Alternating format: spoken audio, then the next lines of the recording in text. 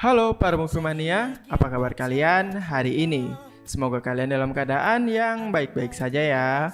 Pada kesempatan kali ini, Mimin akan kembali menyuguhkan kepada kalian semua sebuah alur cerita dari salah satu drama Korea yang menurut Mimin wajib banget buat kalian simak, terutama bagi kalian para pecinta genre komedi romantik. Drama yang akan Mimin bawakan kali ini berjudul My Strange Hero. My Strange Hero adalah seri televisi Korea Selatan yang dirilis pada tahun 2018. Drama ini dibintangi oleh Yoo Sung Ho, Jo Bo Ah, dan juga Kwak Dong Yoon. Serial ini berkisah tentang seorang siswa bernama Kang Bok-soo yang diperankan oleh Yoo Sung Ho yang diusir setelah dituduh melakukan kekerasan terhadap siswa lain. Bertahun-tahun kemudian, ia kembali ke sekolahnya sebagai orang dewasa dan mencoba untuk membalas dendam pada dirinya sendiri. So, bagaimanakah kisah selengkapnya? Mari kita simak narasi berikut ini. Film diawali dengan memperlihatkan seorang pria berseragam merah sedang mengendarai motornya dan menuju ke suatu tempat. Rupanya pria tersebut menuju ke sebuah gedung pernikahan. Di sisi lain terdapat seorang wanita yang juga akan menghadiri sebuah pernikahan. Dia adalah Son Soo Jung, seorang guru kontrak di SMA Seolsong. Dia datang ke acara pernikahan atasannya bertujuan untuk mendapatkan impresi dan berharap agar dia diangkat menjadi guru tetap di sekolahannya. Namun sayang, harapan Son Soo Jung sirna setelah mengetahui kalau rupanya pihak sekolah telah memutuskan untuk merekrut orang dari luar untuk menggantikan posisi Son Soo Jung setelah kontraknya habis nanti. Mendengar perkataan itu, Son Soo Jung pun jadi sangat kesal karena dia telah melakukan semua yang terbaik demi bisa menjadi guru tetap di sekolahannya tersebut. Namun pihak sekolah malah memilih orang lain untuk menggantikannya. Sementara itu, kita kembali kepada pria yang di awal kita lihat tadi. Rupanya dia datang ke sebuah pernikahan dan berusaha menggagalkan pernikahan tersebut dengan cara membawa kabur sang pengantin wanitanya. Suasana pun jadi kacau, tetapi rupanya pria tersebut tidak sendirian dan dibantu oleh rekan-rekannya. Akhirnya pria tersebut berhasil membawa sang pengantin wanita kabur dari pernikahan tersebut. Saat sedang kabur, pria tersebut berpapasan dengan Son Soo Jung yang hendak menghadiri pernikahan di tempat itu juga. Seketika pria tersebut teringat akan sesuatu. Sepertinya pria tersebut memiliki sebuah hubungan dengan Son Soo Jung di masa lalu. Hal itu membuat pria tersebut menjadi tertegun untuk sesaat. Sementara itu, Son Soo Jung yang kesal karena gagal menjadi guru tetap pun meluapkan emosinya kepada makanan yang ia santap di acara pernikahan tersebut. Di tempat lain, rupanya pria tersebut adalah orang yang bekerja di bidang jasa konsultan cinta. Dia bersama teman-temannya dibayar untuk menolong orang dari permasalahan cintanya, termasuk pengantin wanita ini yang membayar pria ini dan kawan-kawannya untuk menggagalkan pernikahannya. Pria ini adalah Kang Bok-soo. Bok-soo bersama dengan kedua temannya mencari uang dari pekerjaan semacam ini. Setelah menjalankan misi tersebut, Bok-soo dan kawan-kawannya pun sedikit berbincang mengevaluasi misi yang baru saja mereka jalani. Sampai akhirnya tiba-tiba mereka hampir saja menabrak rombongan anak SMA yang menyeberang secara mendadak. Namun melihat anak-anak SMA tersebut, Kang Bok-soo jadi kembali tertegun karena ia sepertinya jadi teringat akan sesuatu di masa lalunya. Hal itu tampak membuat Kang Bok-soo jadi sedih. Sampai akhirnya kita langsung dibawa flashback ke masa saat Kang Bok-soo masih SMA, tepatnya pada tahun 2009. Pada saat itu, Kang Bok-soo adalah seorang siswa yang cukup bandel. Saat berangkat sekolah, bukannya sekolah, ia bersama kawannya justru membolos dengan cara melompat dari pagar sekolah. Namun sial, Kang Bok-soo dan kawannya ternyata ketahuan oleh guru yang memergoki mereka akan membolos. Seketika mereka pun dihukum oleh Pak Guru untuk berjalan jongkok mengelilingi lapangan sekolah. Karena celana mereka terlalu ketat, celana mereka pun jadi sobek saat menjalankan hukuman. Meski begitu, Kang Bok-soo adalah murid yang tampan. Salah satu teman wanita mereka tetap memberikan semangat kepada Kang Bok-soo. Rupanya Kang Bok-soo dulunya merupakan murid di SMA Seolsong. Seusai menjalani hukuman, Bok-soo dan kawannya pun masuk kelas. Dan di sana rupanya Bok-soo satu kelas bersama dengan Son Soo Jung yang ternyata dahulu mereka adalah teman satu kelas. Pantas saja tadi si Bok-soo sempat tertegun saat berpapasan dengan Son Soo Jung, bro. Oke, lanjut. Son Sujung ternyata adalah seorang ketua kelas yang cantik, baik dan juga sangat pintar. Hal itu membuat teman Boksu jadi terkesima kepada Son Sujung. Meski begitu, Kang Boksu tetap merasa sok cool dengan bilang kalau Son Sujung adalah gadis yang biasa-biasa saja. Sampai akhirnya Pak Guru datang dan membagikan hasil tes seluruh siswa. Orang yang mendapat nilai tertinggi tentu saja Son Sujung, sementara yang mendapat nilai terendah adalah Kang Boksu. Hal itu menjadi bahan tertawaan teman satu ruangan. Karena hal itu, Pak Guru mengelompokkan setiap anak berpasang-pasangan. Anak yang paling bodoh akan dipasangkan dengan anak yang paling pintar, agar bisa membantu nilai temannya. Itu artinya, Kang Boksu akan dipasangkan dengan Son Sujung. Dan nantinya teman yang bisa membuat temannya mengalami peningkatan nilai akan mendapat nilai tambahan dari Pak Guru. Son Sujung yang merupakan anak yang sangat ambisius pun jadi bertekad akan membuat Kang Boksu mendapatkan kenaikan nilai. Minji yang merupakan gadis yang suka kepada Boksu jadi cemburu melihat Boksu berpasangan dengan Son Sujung. Dia jadi meminta dipasangkan dengan Boksu juga. Namun berhubung Minji juga murid yang bodoh dan nilainya sangat buruk, Pak Guru pun tidak mengizinkan Minji bersama dengan Boksu. Karena itu artinya sama saja dengan bunuh diri. Dan hal itu pun jadi bahan tertawaan teman-teman lainnya. Setelah itu, Son Sujung pun segera mendatangi Boksu dan memohon untuk kerjasamanya. Tak lupa, Son Sujung juga meminta jadwal Boksu untuk belajar bersama.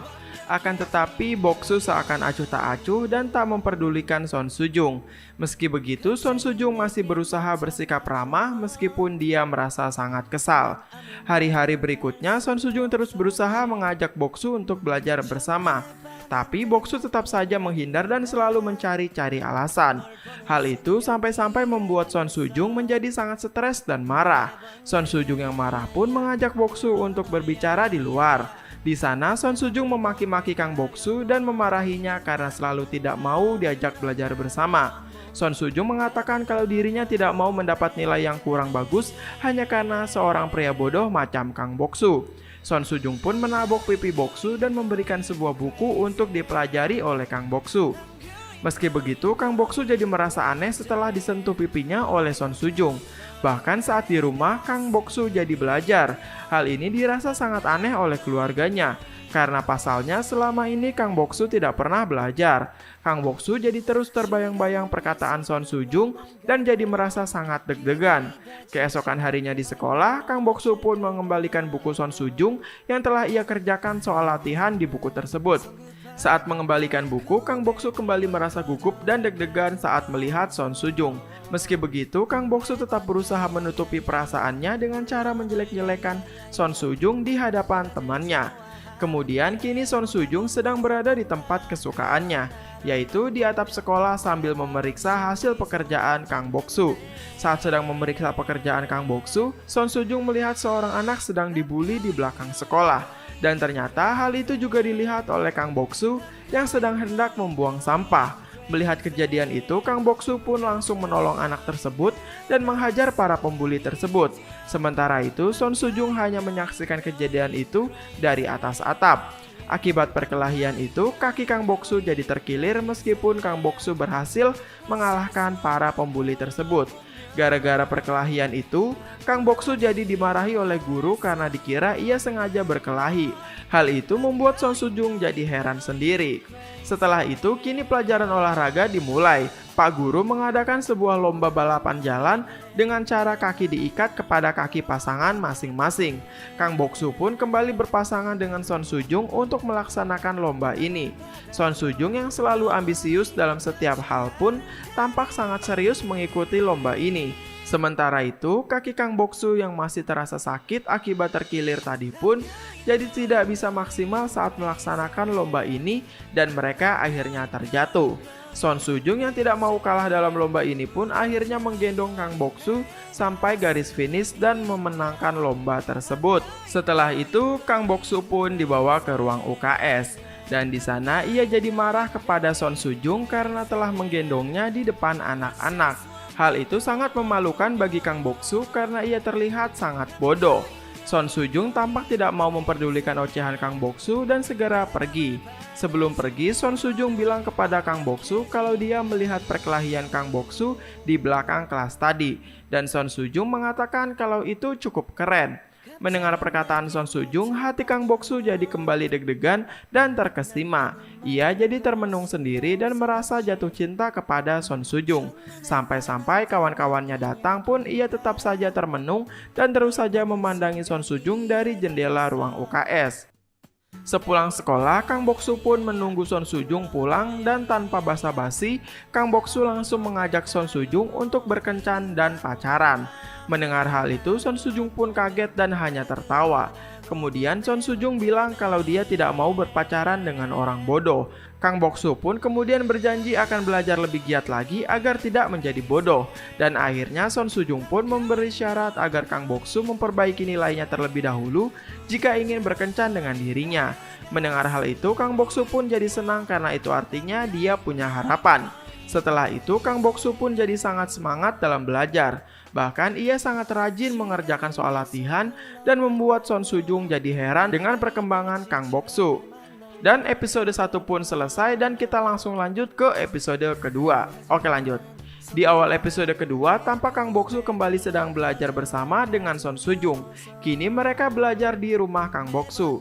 Seusai belajar, Son Sujung merasa sangat lapar dan mereka pun akhirnya makan bersama. Seluruh keluarga Kang Boksu pun jadi semakin heran. Karena selain jadi rajin belajar, kini rupanya Kang Boksu sudah berani mengajak seorang gadis datang ke rumahnya. Keesokan harinya di sekolah, ujian pun dilaksanakan. Seluruh anak tampak serius mengikuti ujian tak terkecuali Kang Boksu. Seusai ujian, Kang Boksu tampak sangat senang karena sepertinya dia mendapatkan nilai bagus dan segera ingin menunjukkannya kepada Son Sujung. Namun ternyata Son Sujung sedang tertidur di atap sekolah dan hal itu membuat Kang Boksu semakin terkesima melihat kecantikan Son Sujung. Kang Boksu pun melindungi Son Sujung dari sinar matahari sampai akhirnya Son Sujung terbangun dan Kang Boksu langsung membelai rambut Son Sujung. Hal itu tampak membuat mereka berdua jadi salah tingkah, namun juga membuat mereka menjadi semakin dekat. Sampai akhirnya di malam harinya, Kang Boksu mengajak Son Sujung jalan untuk pertama kalinya menggunakan sepeda motor. Tak lupa kini Son Sujung pun memeluk Kang Boksu dengan erat di sepanjang perjalanan. Tampaknya mereka berdua kini telah resmi berpacaran. Akhirnya mereka pun berhenti di suatu tempat dan di sana mereka saling berbincang. Kemudian Son Sujung pun menagih hasil ujian Kang Boksu tadi siang yang belum sempat Kang Boksu berikan kepada Son Sujung. Kang Boksu pun sangat senang karena berkat Son Sujung dirinya mendapatkan nilai yang lebih baik. Meskipun belum setinggi nilai Son Sujung, tapi setidaknya kini nilainya telah menjadi lebih baik. Setelah itu mereka kembali berbincang sampai akhirnya Kang Boksu bertanya apa impian dari Son Sujung. Son Sujung pun bingung karena dirinya belum punya impian apa-apa. Namun Kang Boksu menyarankan kepada Son Sujung untuk bagaimana kalau dirinya menjadi seorang guru saja. Karena itu sepertinya akan sangat cocok dengan Son Sujung. Son Sujung pun mempertimbangkan hal itu sampai akhirnya Son Sujung sepertinya tertarik untuk menjadi seorang guru. Dan kemudian mereka berdua pun menghabiskan malam bersama dengan sangat bahagia pada saat itu. Sampai tiba-tiba kita kembali dibawa ke masa sekarang di mana akhirnya Son Sujung benar-benar telah menjadi seorang guru. Ya, meskipun hanya seorang guru kontrak. Son Sujung terbangun karena ada seorang murid bernama Yongmin yang sedang ingin melakukan konseling karena dirinya merasa sangat stres akibat tekanan pelajaran. Akan tetapi Son Sujung sendiri kini juga sedang mengalami banyak masalah yang membuat dirinya menjadi sangat stres juga. Akhirnya Son Sujung pun hanya menjawab seperlunya dari curhatan muridnya tersebut.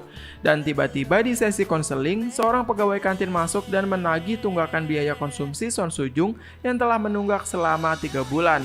Son Sujung pun langsung menyudahi konselingnya dan menyarankan Yongmin agar bertemu dengannya lagi di lain waktu.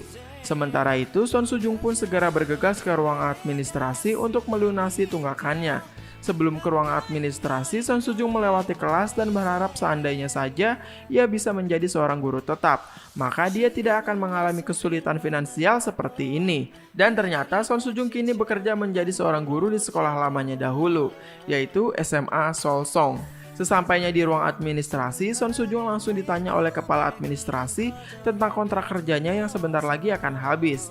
Kemudian kepala administrasi menawarkan bantuan agar Son Sujung bisa menjadi guru tetap di SMA Solsong. Namun Son Sujung harus membayar uang sebesar 50.000 won karena kepala administrasi mengaku bahwa dirinya adalah saudara pemilik sekolah. Son Sujung pun kaget dan tentu saja menolak tawaran tersebut. Son Soo-jung pun mengancam akan melaporkan hal ini kepada polisi.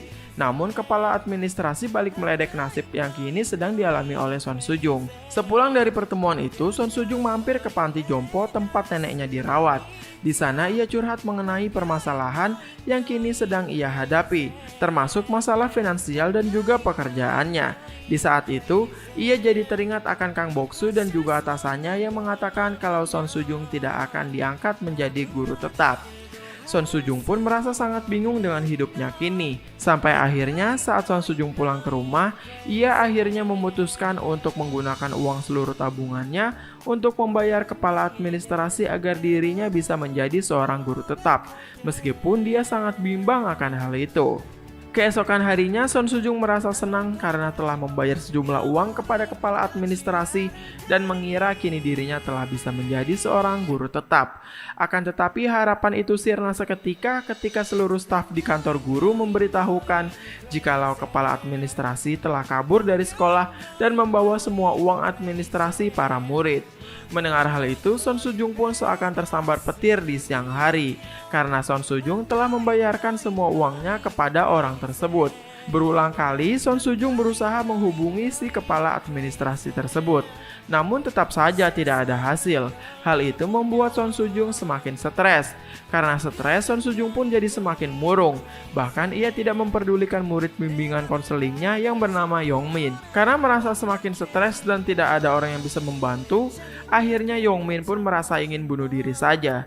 Sebelum itu, ia menulis status terakhirnya sebagai pesan terakhir. Di status itu, Yong-min mengungkapkan semua unek-uneknya tentang kesetresannya di sekolah, mulai dari tekanan pelajaran sampai perlakuan para guru yang acuh tak acuh. Setelah menulis status itu, Yong-min rupanya menghilang dan hal itu membuat seluruh sekolah jadi geger. Karena orang tua Yong-min melaporkan kejadian ini kepada pihak berwajib. Dan lagi berita ini juga rupanya menjadi berita yang viral di seluruh Korea. Hal ini tentu saja membuat seluruh pihak sekolah menjadi sangat panik. Termasuk Son Soo-jung yang kemudian mencari Yong-min kemana-mana. Setelah mencari kemana-mana, Yong-min tiba-tiba mengirim pesan kepada Son Soo-jung dan mengatakan kalau dirinya ingin bunuh diri. Son Soo-jung pun bertanya di mana keberadaan Yong-min dan langsung bergegas mendatangi lokasi Yong-min. Son Soo-jung pun mendatangi Yong-min yang kini berada di tepi jembatan untuk bersiap bunuh diri. Sesampainya di tepi jembatan, Son Soo-jung bukannya membujuk Yong-min untuk membatalkan niatnya untuk bunuh diri, Son Soo-jung justru mengajak Yong-min untuk melakukan bunuh diri bersama-sama. Karena Son Soo-jung juga sangat stres menghadapi masalah hidupnya.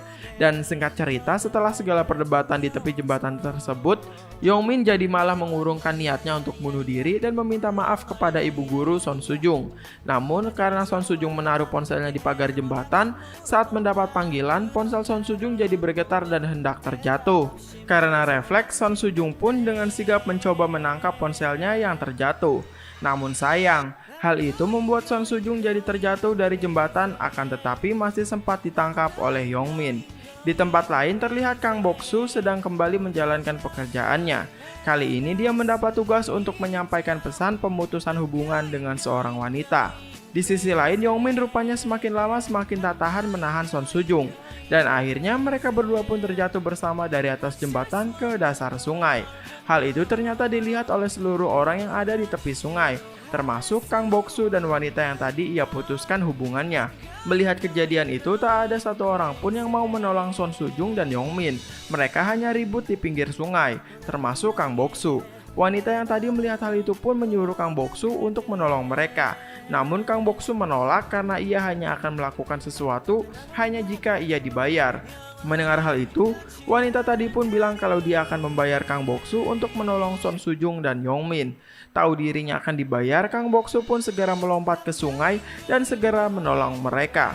Di sisi lain, Son Soo-jung yang tidak bisa berenang pun semakin lama semakin tenggelam ke dalam sungai. Di saat-saat kritisnya, Son Soo-jung jadi teringat akan sosok Kang Bok-soo yang semakin lama semakin mendekati kepadanya. Karena yang menolongnya memanglah Kang Bok-soo. Kang Bok-soo yang berhasil meraih Son Soo-jung pun dengan segera membawa Son Soo-jung berenang ke permukaan. Dan film pun langsung bersambung. Nah, itu dia keseluruhan alur cerita dari episode 1 dan 2 drama Korea yang berjudul My Strange Hero. Nah, gimana? Seru kan? Mari kita nantikan kelanjutan episode berikutnya ya. Sekian dari pembahasan Mimin kali ini. Mimin ucapkan terima kasih dan sampai jumpa lagi. Dadah!